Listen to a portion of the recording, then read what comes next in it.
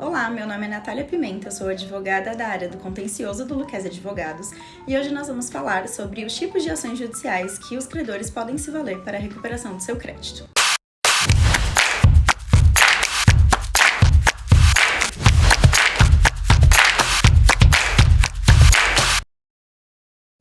Os credores podem recorrer ao Poder Judiciário para recebimento das quantias devidas por 3 procedimentos. São eles a ação de cobrança, a ação monitória ou a ação de execução. Tudo vai depender da qualidade da documentação em poder do credor e se o caso demanda mais ou menos produção de provas. Neste vídeo, vamos tratar dos conceitos gerais da ação considerada mais rápida, objetiva e prática, a ação de execução. Essa ação não depende de provas se você tiver em mãos um título executivo certo, líquido e exigível. Ou seja, se o título tem preenchido todos os requisitos estabelecidos na lei e se não passou o prazo para ele ser exigido em juízo, você tem um título certo, exigível e, portanto, apto para ajuizamento da ação de execução, sem que seja necessária mais nenhuma outra prova. O título já demonstra que o credor tem esse direito. Em uma duplicata mercantil, por exemplo, é muito importante que o campo denominado aceite esteja devidamente assinado pelo devedor para que ele possa ser considerado um título certo, exigível e, portanto, apto para ajuizamento da ação de execução. Outro ponto que devemos nos atentar é a data de emissão do título. Depois do prazo estipulado pela lei ter acabado, você não poderá escolher a ação de execução para recuperar o seu crédito.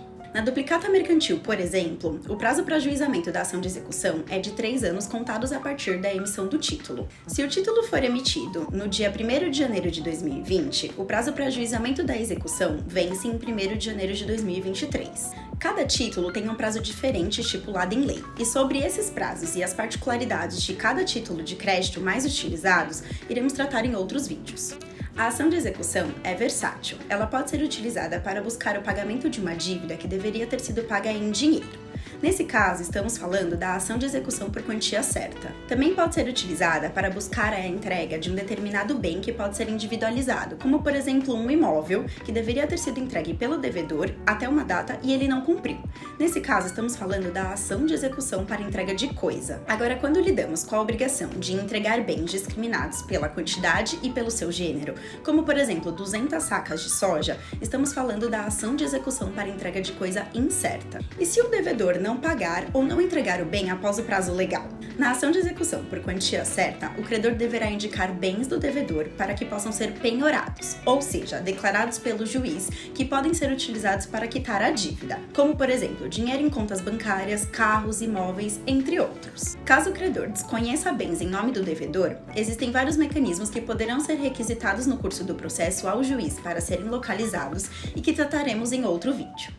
Na ação de execução para entrega de coisa incerta, como no exemplo das 200 sacas de soja, caso não sejam entregues ou não localizadas, haverá uma transformação da ação para que o objeto não seja mais a soja, mas sim, em substituição, a correspondente quantia. Já na ação de execução para entrega de coisa certa, passado o período determinado por lei sem que o devedor entregue o bem, ele poderá sofrer medidas que o obriguem a entregar o bem ao credor ou que pague a quantia correspondente em dinheiro, ou até em determinados casos pode haver uma indenização.